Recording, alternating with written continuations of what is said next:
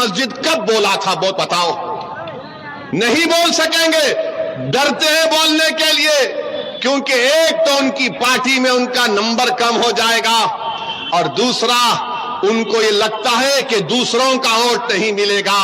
میں یہ سب کچھ پارلیمنٹ میں اور آپ کے درمیان میں اس لیے نہیں کہہ رہا ہوں کہ مجھے تمہارا ووٹ چاہیے، میں اس لیے کہہ رہا ہوں کہ میں ایک دن مروں گا اور مجھے خبر میں جانا ہے، اور دوبارہ مجھے اور تم کو اٹھایا جائے گا، اور رب کریم سب سے زیادہ پوچھے گا تو ہم لوگوں سے کہ بتاؤ تم کو ہم نے مقام دیا تھا تو تم نے کیا کیا، کیا کہا۔ میں اس دن کے لیے یہ کہہ رہا ہوں، میں سچائی کو سامنے رکھ کر کہہ رہا ہوں، اور سچائی یہی ہے کہ کوئی بابری مسجد کا نام لینے کو تیار نہیں ہے۔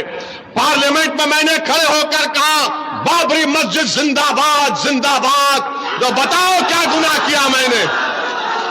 بتاؤ، یہی تو تمہاری طاقت ہے، تمہاری دعائیں ہیں کہ ہم بول سکتے ہیں پارلیمنٹ میں۔ مگر ڈاکٹر صاحب کس کا علاج کریں گے جو خود مریض بنے ہوئے ہیں؟ وہ کس کا علاج کریں گے؟ تو علاج آپ کو کرنا ہے۔ جب پارلیمنٹ کا الیکشن ہوگا تو آپ کو ایک بولنے والا تو اختر الایمان ضرور ہے، مگر اختر الایمان کے سینے میں دھڑکتا ہوا دل ہے۔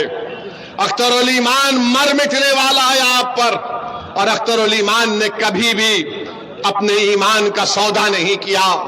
اور اگر آپ حیدرآباد، اورنگ آباد اور کشن گنج سے اور دیگر پارلیمانی حلقوں سے جہاں مجلس اپنے امیدوار کھڑا کرنے کا سوچ رہی ہے، اگر ہمارے ایم پی کامیاب ہو کر بھارت کی پارلیمنٹ میں جائیں گے، آپ دیکھ رہے ہیں کہ میں اور امتیاز جلیل صاحب نے سب سے زیادہ سوالات کیے، سب سے زیادہ سوالات۔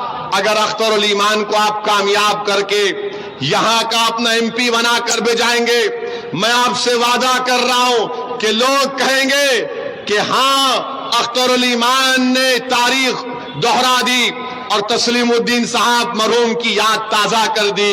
بلکہ میں آپ سے ایک بار بات کہہ رہا ہوں، اختر الایمان کو اگر اللہ انشاءاللہ یہاں کا ایم پی بنائے گا آپ کے دعاؤں سے اور آپ کے ساتھ سے، تو بہار کی تاریخ میں انشاءاللہ تعالی ایسا کوئی ممبر آف پارلیمنٹ نہیں گزرا ہوگا جو اختر الایمان وہاں پر آپ کی آواز کو اٹھائے گا، غریبوں اور مظلوموں کی آواز کو اٹھائے گا۔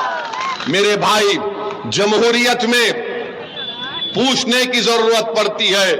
کوئی اگر پارلیمنٹ جاتا ہے تو صرف پارلیمنٹ کی بڑی بلڈنگ کو دیکھ کر خوش ہونے کے لیے نہیں جاتا۔ اگر میں ایم پی بن کر حیدرآباد کی عوام نے مجھے 4 مرتبہ بھجایا تو اس لیے نہیں بھجایا کہ اسد الدین اویسی بڑی عمارت کو دیکھ کر بیٹھ جائے۔ عوام نے ہم کو اس لیے بھجایا کہ جب کبھی بھی کوئی ناانصافی ہوگی تم اٹھو اور ہماری آواز کو بیان کرو۔ جب کوئی قانون بنے گا شریعت کے خلاف، تم کھڑے ہو کر اس کی دھجیاں اڑا دو آئین کو سامنے رکھ کر۔ یہی سوچ کر تو عوام ووٹ ڈالتی ہے کہ میری آواز بن کر جائے گا، یہ میرے جذبات کی ترجمانی کرے گا، میرے سینے میں جو جذبات کا طوفان امڑ رہا ہے وہ اپنی زبان سے میرے اس طوفان کو بیان کرے گا، وہ میری ترجمانی کرے گا، وہ غریبوں کے حق کے لیے لڑے گا۔